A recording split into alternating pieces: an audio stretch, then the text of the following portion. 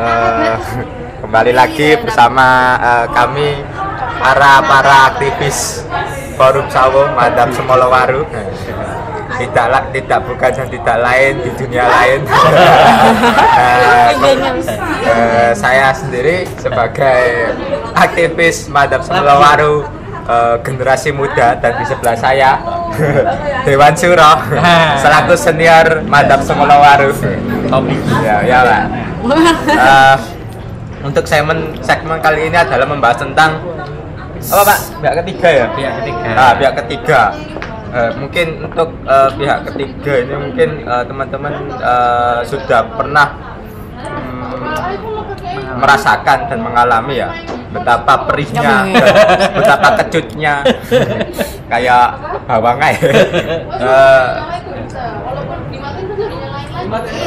cara permainan dari pihak ketiga ini. Mungkin saya akan lemparkan kepada teman-teman yang sudah pernah mengalami musibah pihak ketiga itu, dan saya peruntukkan bagi yang sudah pernah pacaran. Dulu nih. Ayo, silakan sekarang dia sudah menjalin sebuah. Gak apa kamu dasi. Iya, pihak ketiga ya. Menurut kamu dengan silakan. bahasa simpel aja, nggak usah Kalau menurut saya sih nggak masalah, no problem. Gak madep kamera lah pemasep aku. Pihak ketiga, ya nggak masalah. Kan cinta itu nggak bisa dipaksakan dan nggak bisa ditentukan. Kamu mau nentuin jatuh cinta sama siapa? Ya. Jadi kalau dia jatuh cinta sama suami orang, no problem, why not? Itu kan perasaannya dia, nggak peduli. Kalau saya sih gitu. Jadi kalau kamu nanti ketikung saya ya nggak masalah. ketikung saya nggak masalah. Apa kok bahasanya ketikung? Apa kok bahasanya ketikung itu Rek? Loh, kan bener sih. Bener loh, bahasanya kan Enggak, gini loh. Bukan ketikung, dalam artian gini. Memang sejatinya orang dari pihak ketiga ini adalah merusak hubungan. Tapi menurut saya pihak ketiga ini bukan merusak hubungan, melainkan melengkapi hubungan itu biar ada lika-likunya. Percuma saja hubungan tidak ada liku-likunya kan, tidak ada artinya hidup ini, apalagi hidup yang berpasangan. Itu kan bisa diceritakan nanti ke anak-anak cucunya.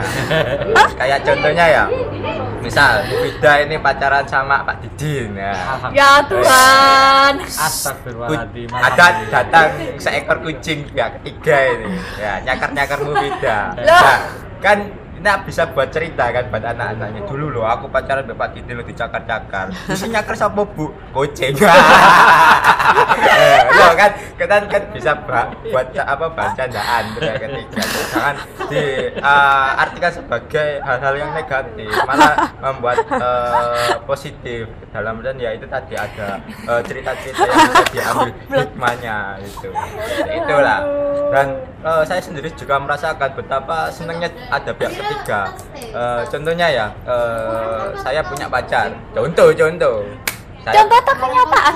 Punya pacar ya. Kan saya ini kan orang yang sibuk ya, super sibuk. Waduh. Ini kayaknya curhat deh. Curhat Kan Pengangguran saya banyak super acara. sibuk. Nah, terus pacar kan harus sandang pangannya tercukupi dari beliannya, kehangatannya, Ya Tuhan. dan perhatiannya kan Aduh. harus dipenuhi 24 jam. Adanya pihak ketiga kan menggantikan posisi saya. Nah, untuk melengkapi kebutuhan dari pasangan Iya, saya. habis ini itu sendiri. ditinggalin Mas Iya, Asel. enggak. Bentar. Itu kenyataannya Ringekkan seperti dulu. itu. Ringekkan dulu lah. Kan bisa saja sandang pangan ini dicukupi orang lain, namun untuk masalah kamar ini masalah saya pribadi. Biarlah sandang pangan dicukupi orang lain, tapi untuk kenikmatan dan lain-lain masih tetap saya. Kembalikan ke yang senior lah. Bagaimana pandangan pihak ketiga itu, Pak?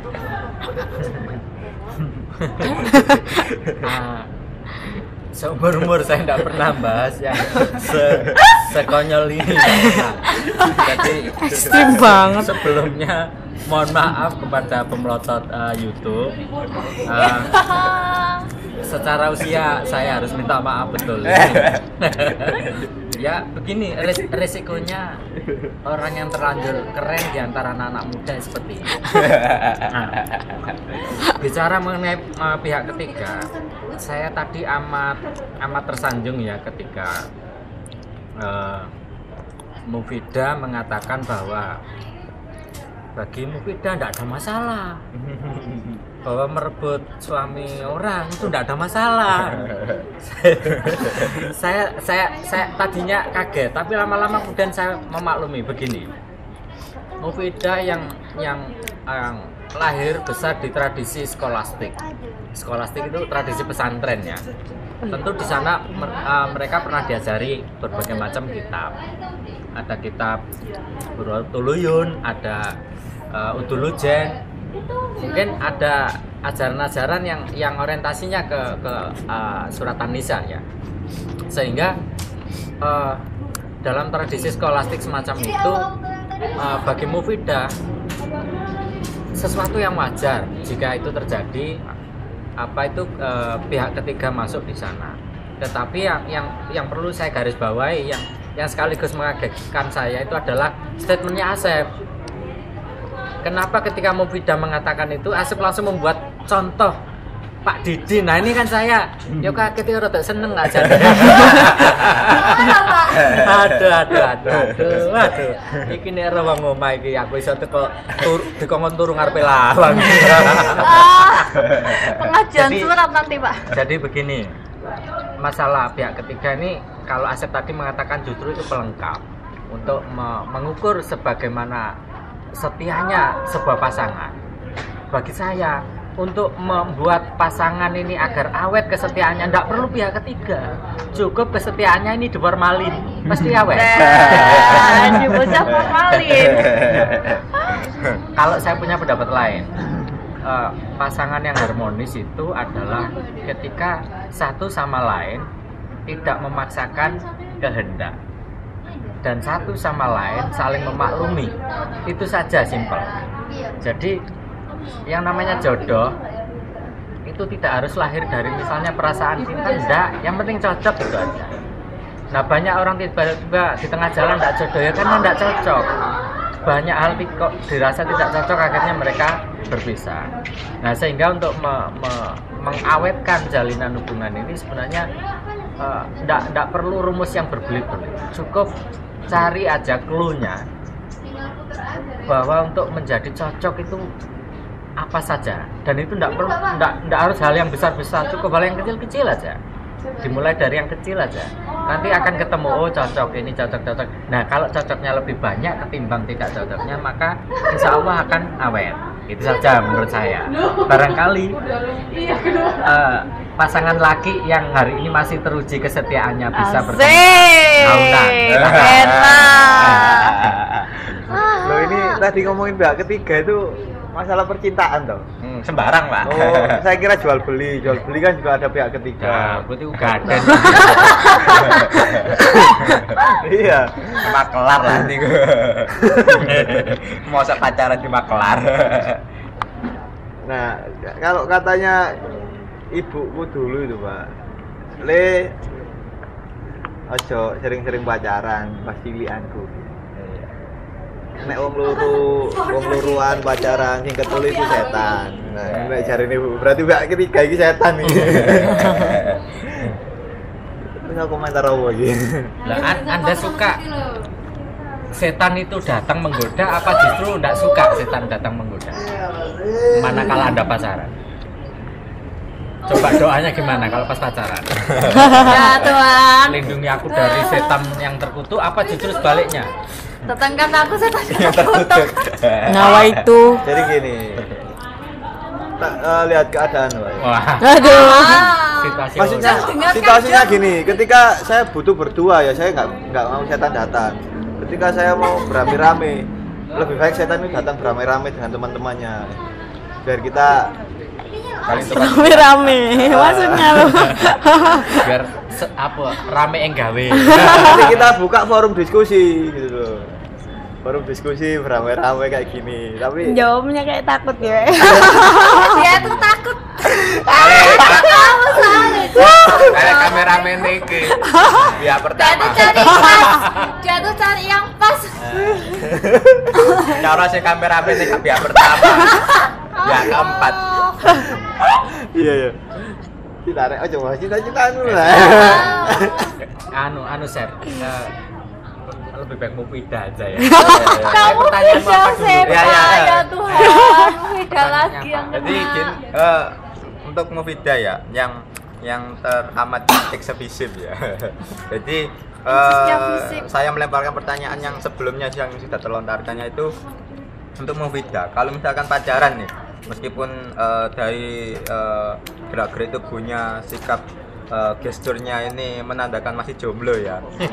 Tapi realitanya di IG kok stalking dengan pacarnya. Saya cuma ada pertanyaan masalah tadi ya. Apakah Mufidah ini juga ada pihak ketiga, entah itu Saiton, entah itu Pak Didin, entah itu teman siapapun untuk menjadi teman setia Mufidah. Dirimu maksudnya? Iya, dirimu selagi pihak pertama ini nggak ada. Ya, mungkin Mufidah bisa menjawab. Ini jawabannya jujur atau bohongan? Jujur. Jadi selama edisi Ramadan kita harus jujur. Setengah bohong ya enggak apa-apa. Setengah bohong. Jujur ya, dari lubuk hati yang paling dalam, sedalam lautan. Ya kalau dari pandangan saya sih, why not gitu. Pihak ketiga tuh nggak masalah, selama itu sesuai dengan kebutuhannya. Waduh. Iya benar. Ketika yang pihak pertama itu dia lagi sibuk apa, otomatis kan saya sendiri ya pasti ya butuh boring, nggak ngapa-ngapain, nggak ada teman, nggak ada apa. Jadi cari yang lain, tapi kita juga harus tahu batasannya. Kalau misal ketika cukup satu hati dan yang lainnya tuh dianggap sebagai yus kayak gini, kita itu nggak selingan sih Apa? sebenarnya. Yus kayak walaupun kamu tuh deket dengan siapapun, soalnya pasangan saya sendiri dia tuh nggak pernah membatasi saya pertama, dan yang kedua pesan dia tuh cuma satu, kamu boleh sama siapapun terserah asalkan satu, jaga diri dan jaga hati, itu aja. Bukan Jadi, jaga imak. jaga iman.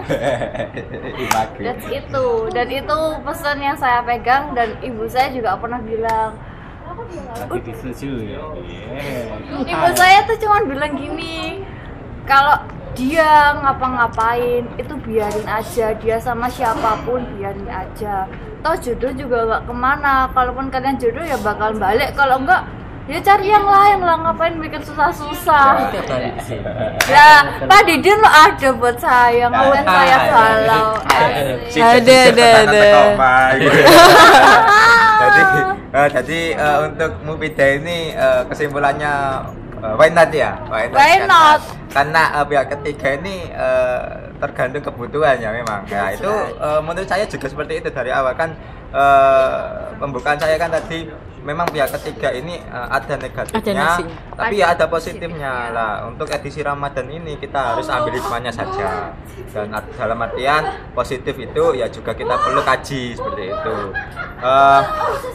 Tapi kenapa ya untuk realitanya di sekeliling kita itu dengan kehadiran pihak ketiga itu selalu mengecewakan di antara pihak satu dan pihak kedua. Disalah-salahkan. Ya, disalah-salahkan. Nah, saya selaku Pihak ketiga. Pihak ketiga. ya selaku pihak ketiga ya juga bisa, selaku pihak pertama pun juga bisa, karena saya juga pernah merasakan adanya pihak ketiga. Asik, curhat pribadi ya Tuhan. Ya bener ya, pihak ketiga itu luworoh kaya disabet pecute malaikat. Tapi ya kembali lagi, memang sejatinya itu jodoh sudah ada yang menentukan, tinggal kita bagaimana bertawakal, berikhtiar dan bersabar. Seperti itu kan Mu? Iya, jodoh sudah ada yang menentukan. Jodohmu suami orang juga itu jodoh. Jodoh dipertemukan dengan orang yang sudah berumur tua juga harus diikhlaskan, meskipun bagi kita itu merugikan. Ya, itu. Aku nggak ngomong loh Pak. Ya enggak, aku Aku juga ngomong, Pak. enggak kasus makar ini, enggak mengintervensi Pak Didin ya. Ya, tapi untuk demi kesejahteraan umat Sawo. sama ya, umat Sawo ya. Sejatinya muda itu harus dipasangkan dengan yang muda dan tua harus dipasangkan dengan tua. Seperti pihak ketiga juga, kalau pasangannya ini sama-sama muda ya harus pihak ketiga ini sama Yang tua. umur yang enggak seumuran. Terus untuk yang pihak ketiga ya seumuran juga. Biasanya tuh ya pihak ketiga tuh dede-dede gemes itu gimana? Nah, itu masalah detik-detik gemes ya. Kalau misalkan untuk pihak ketiga ini lebih gemes daripada pihak pertama ya, utamanya pacar ya, ya pilih pihak ketiga lah. Loh, enggak, kan gini. Kan tadi Mufida sudah menggarisbesarkan bahwasanya pihak ketiga itu sesuai dengan kebutuhan. Nah, kebutuhan saya yang primer adalah yang imut, yahut, terus gemes-gemes ya mau nggak mau ya harus diterima oleh pihak pertama. Kalau saya selaku pihak utama dalam tokoh pewayangan itu memihak pihak yang ketiga itu tadi, yang lebih gemes, yang lebih yahut, yang lebih semlohe. Oh, kak. Kalau jodoh pun ya kalau sudah digariskan ya harus diterima, mau bisa sabar bagi pihak yang kedua. Dan mungkin kalau misalkan teman-teman semuanya ya, bukan di Sawo saja, kalau sudah kehilangan pacar gara-gara pihak ketiga, jangan sampai mengundang termehek-mehek, jangan sampai mengundang Itu alay itu. Katakan putus. Katakan putus. Terlalu ini, Mainstream. mainstream. Kita acuannya Selesaikan aja selesaikan secara kekeluargaan, adat istiadat, agama, dan secara logika. Secara Pancasila. Secara Pancasilais. Pancasila. Yaitu pasal 5 keadilan. Dimana kalau kita dengan pihak kedua yang sebelumnya itu kita nggak adil dan kita adilnya dengan pihak ketiga, ya otomatis kalau kita orang Pancasilais ya harus dengan pihak ketiga karena kita lebih adil di situ. Ya mungkin Asik. tambahnya ke Pak Didin lah. Kehanan. Ci, yang mau ngomong sekarang sudah mau menyusun kata-kata. Jadi dari tadi ini kok yang saya lihat untuk pembahasan pihak ketiga ini selalu kok arahnya pihak ketiga ini kok negatif mulu ya. Positif. Kita selalu pandangan Oh, positif, positif. bukan negatif. Enggak, maksudnya gini, tadi aku lebih mengarah ke pihak ketiga adalah ketika ada dua orang berpacaran, yang ketiga adalah setan. Nah, kenapa kok dikonotasikan ke negatif loh? Iya. Ke setan. Kenapa kok ke setan? Kenapa enggak yang positif loh? Pihak ketiga adalah Tuhan atau malaikat gitu. Panggilan. Nah itu yang pertanyaan saya. Kenapa kok harus setan? Kenapa nggak Tuhan ataupun malaikat gitu? Yang positif Asik. gitu loh. Nah, gimana kalau menurut Mbak Ajeng ini? Lu. Mati. Ini semuanya sesi curhat. Sesi curhat. Apa sih? Apa ngomong Joli? Ya, kenapa persepsi orang itu dengan pihak ketiga ini selalu Konotasikan negatif dengan hal-hal setan, dengan hal iblis dan sekitar sebangsanya lah. Kenapa kok tidak Tuhan atau malaikat? Seperti itu pertanyaannya. Ya, kembali lagi sesuai kebutuhan tadi kan tadi Mas Asep sama Mufida itu menjelaskan pihak ketiga di sini adalah bagaimana di sini ada pihak pertama dan kedua yang merasa kurang lengkap sehingga di sini mencari pihak ketiga untuk melengkapi yang dirasa kurang lengkap tadi. Ya, kalaupun porsinya di situ mengenai kalau kita bicara tentang hubungan, berarti di sini kan memang ada hal yang dirasa kurang lengkap dari dua pihak antara pertama dan kedua. Kalau kita bicara dengan konotasinya ke spiritual, kita bicara Tuhan, otomatis kita berbicara di mana Tuhan ini terlibat dalam pihak pertama dan kedua. Berarti kita berbicara di mana Tuhan ini terlibat dalam hubungan tersebut. Nah, kalaupun kita bicara pihak pertama dan pihak kedua dalam konotasi apa lagi? Mengganggu, merusak. Itu termasuk yang apa kurang lengkap itu. Ya tergantung porsinya, Mas. Jadi nggak itu sih sebenarnya sih dalam kita bicara pihak ketiga itu memang benar tidak selalu negatif, tapi kan kita bicara tentang siapa yang dilibatkan. Kalaupun kita bicara Tuhan berarti kita bicara pihak ketiga yang positif. Kalau kita bicara tentang pihak ketiga dalam suatu hubungan, ya itu tergantung dimana setiap pasangan itu harusnya saling introspeksi diri, apakah di sini sudah memberikan yang terbaik untuk pasangannya atau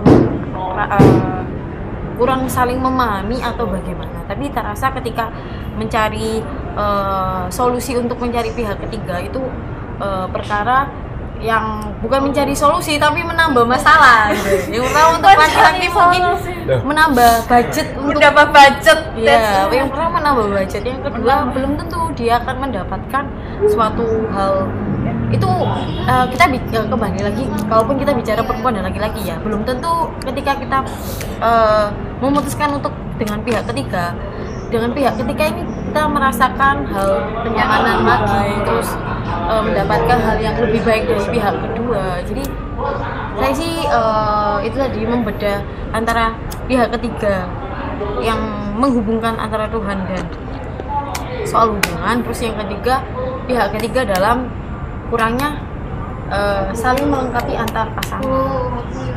Itu sih masalah saya. Ya, untuk bajeng ini kan ya kan berarti sama ini persepsinya sesuai dengan kebutuhan ya, teori kebutuhan lagi. Tapi jangan beranggapan pihak ketiga ini berlaku hanya untuk di hubungan.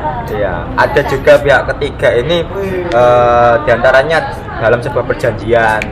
Ya, sebuah perjanjian, benar kan? Ya seperti kita Memorandum of Understanding MOU. Kalau kita bersama organisasi kan saling kerjasama, kan ada saksinya di situ. Selaku pihak pertama dan pihak kedua, di situ ada pihak ketiga yaitu selaku saksi. Nah, dalam perjanjian juga dibutuhkan, jangan dipersepsikan dalam artian pihak ketiga selalu hal-hal yang dikonotasikan sebagai orang yang berlaku negatif atau yang merusak sebuah hubungan. Malah dalam hubungan perjanjian pihak ketiga ini malah sangat penting kehadirannya, karena di situ sebagai saksi kegiatan itu berlangsung. Nah, tapi untuk masalah cinta, perjanjian dan cinta ini memang ranahnya berbeda. Kalau cinta kehadirannya pihak ketiga itu malah membuat yang namanya pecahnya hubungan itu. Tapi bagi saya kehadiran pihak ketiga ini malah sebagai hal yang positif. Apalagi yang sebelumnya Mas Haunan mengatakan kenapa sih harus dikonotasikan sebagai setan atau iblis, kok enggak Tuhan atau malaikat. Karena saya dari awal juga mempersepsikan pihak ketiga ini sebagai Tuhan. Nah, kalau Tuhan sudah mentakdirkan kita dengan si dia itu tidak jodoh karena ada kedatangan dari pihak ketiga, ya memang harus wajib kita terima, dan mau nggak mau harus kita jalankan, karena jodoh ya memang sudah ditakdirkan oleh yang memberikan kehidupan bagi ciptaannya seperti itu. Nah, ada juga pertanyaan itu pernyataan jangan menyalahkan orang ketiga di dalam hubungan. Mengapa? Karena tamu tidak akan masuk kalau tuan rumahnya tidak membukakan pintu.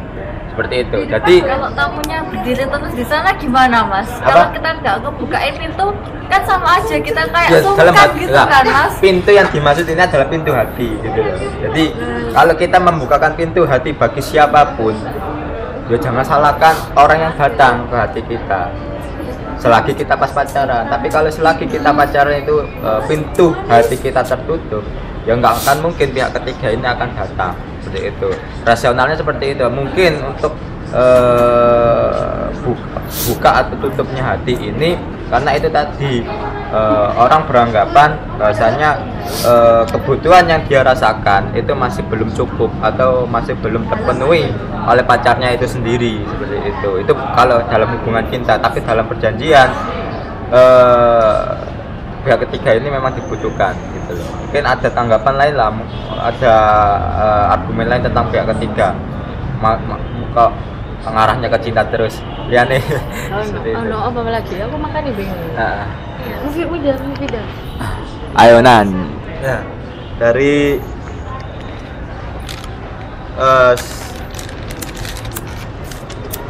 seluruh pembicaraan tadi memang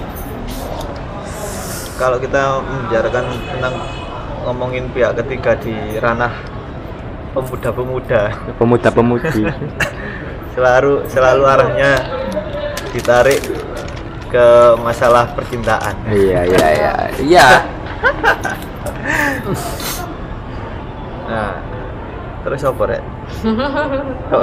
Kentaan omongan. Ya, pihak ketiga dalam audiensi. Nah, iya. Moderator berarti. Jadi Moderator. alangkah baiknya kalau kita membicarakan tadi kayak seperti Asep, dikatakan bahwasanya pihak ketiga tidak selalu negatif. Kalau memang apa Asep ya Dalam perjanjian juga butuh. karena apa Kehadiran. memang adanya pihak ketiga ini ditakdirkan oleh Tuhan seperti apa. Iya.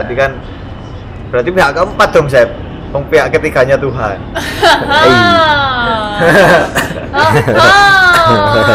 Ya enggak lah, Rek. Dan berarti terus Tuhan ini mendatangkan pihak keempat Ya, untuk itu, masuk ke dalam Pintu hatinya. Ya memang harus Apa menurut diterima, Nan. Oh, mana ya? Iya, karena mungkin Tuhan itu berkata bahwasanya jodohmu itu adalah ini, bukan si dia, seperti itu. Terus kita mau apa gitu loh? Apakah kita harus melanggar kodratnya Tuhan? Loh, terus kenapa kok nggak langsung aja ini? Kenapa kok harus lewati ini dulu? Lah, karena Tuhan. Sakarpe Tuhan lah, lapo. Iya, sakarpe Tuhan lah, lapo. Wis rek, kentaan omongan. Ayo, move, apa move? Buat Pihak ketiga. ya sama sih pandanganku ya sama seperti tadi. Gak melebihi kos produksi. Intinya Sek, jangan pernah kurang menyalahkan tolong pihak ketiga karena dia tuh nggak mesti mesti salah. Dia tuh juga kan menentukannya juga kan karena atas pilihan yang sudah ditakdirkan Tuhan. Jadi why not gitu loh. Jangan pernah menyalahkan siapapun, tapi introspeksi diri apa kekuranganmu. Soalnya saya pernah baca statement seseorang itu bilang gini, ketika adanya pihak ketiga itu pasti salah satunya itu nggak merasa bahagia, dan itu kamu juga harus introspeksi diri. Dan pesan Mufidah, jagalah pacar kamu. Aduh. Jadi Mufidah.